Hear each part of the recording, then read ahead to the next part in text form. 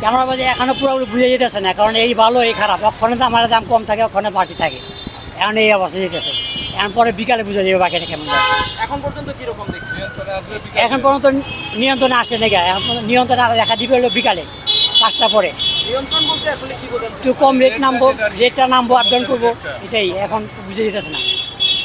এখন একটু কে বাড়তে কিনে কি কম কিনে চামড়া বাদ দিচ্ছে অনেক সময়, আমরা লক্ষ্য করছি। অনেক টাইমে গরমের টাইমে চামড়া বাদ হয়ে দেখা, গরমের চামড়ার পশমগুলো উঠে দেখা, পশমগুলো উঠে গেলে চামড়াটা হেয়ার সেল হয়ে দেখা, এই কারণে সমস্যা হয়।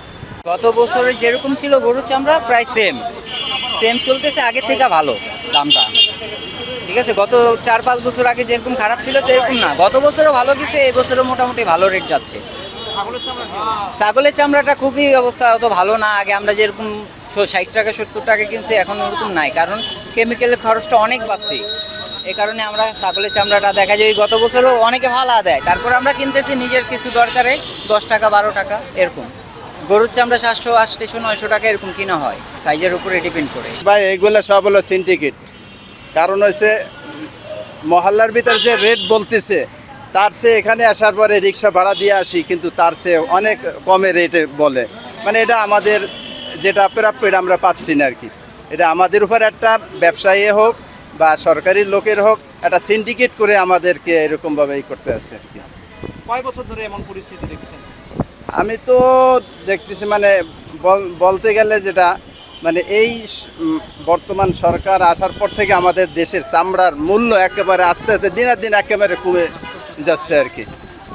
আমি যে সময় চামড়া একটা চামড়া আমি 5,500 পর্যন্ত বিক্রি করছি, সেই চামড়া এখন আমি 700 টাকা বিক্রি করতেছি।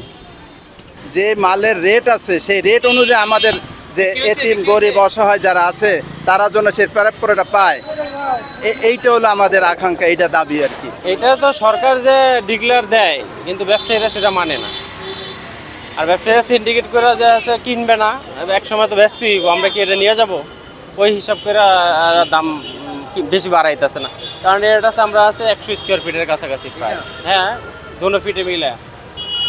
কয় বছর ধরে এমন পরিস্থিতি দেখছেন চামড়া? এটা তো আপনার প্রায় 15 বছর ধরে এরকম। এর আগে তো একটা চামড়া 4,000 টাকা পর্যন্ত বিক্রি হয়েছে। আমাদের ঢাকা শহরে বিভিন্ন জায়গায় আমরা চামড়া সংগ্রহ করি, সাইজ লেবু আমাদের কিছু চামড়া সকালবেলায় সংগ্রহ করেছিল, যেটার পরিমাণ খুবই কম। আমরা জানতে পেরেছি যে এই সিটি কর্পোরেশনের একটা নির্দেশনা আছে, সাইজ লেভেল বা তার আশেপাশে এলাকায় চামড়া সংগ্রহ করা যাবে না, তারপর থেকে আমরা কেনাকাটা এখানে বন্ধ করে দিই। এছাড়া আমাদের চামড়া শিল্পনগরীর সাভারে মূলত আমরা ওইখানে আমাদের কেনাকাটা করে চামড়া। আজকে কত করে চামড়াগুলো কিনেছেন? সকালে যে সংখ্যক চামড়াগুলো কেনা? সকালে যে অল্প কিছু পরিমাণ চামড়া কেনা হয়েছিল সেটা আমরা 800 থেকে 900 টাকার ভিতরে আমরা সংগ্রহ করেছি। যারা বিক্রি করতে আসছেন তারা একটা অভিযোগ করছেন যে চামড়া যারা বড় ব্যবসায়ী যারা কোম্পানি, তারা নাকি চামড়া বেশি দাম দিয়ে কিনতে চায় না, অর্থাৎ 500-600 টাকা দাম বলে সরকার নির্ধারিত দামের থেকে কম। এটা আসলে কতটুকু যৌক্তিক বলে মনে করেন? আপনি সরকার লবণযুক্ত চামড়ায় নির্ধারণ করে দেয়, ট্যানারি মালিকরা লবণযুক্ত চামড়ায় কিনে, এডিটিং খুব অল্প পরিমাণ চামড়া ট্যানারি মালিকরা কিনে, মূলত লবণযুক্ত চামড়া ট্যানারি মালিকরা কিনে থাকে। কিন্তু যারা এই সমস্ত কথা বলতেছে আমার মনে হয় তারা কথাগুলো সত্য না। সংবাদ, ফিচার ও অনুষ্ঠানের জন্য ভিজিট করুন সংবাদ প্রকাশের ওয়েবসাইট এবং যুক্ত থাকুন ফেসবুক পেজ ও ইউটিউব চ্যানেলের সঙ্গে।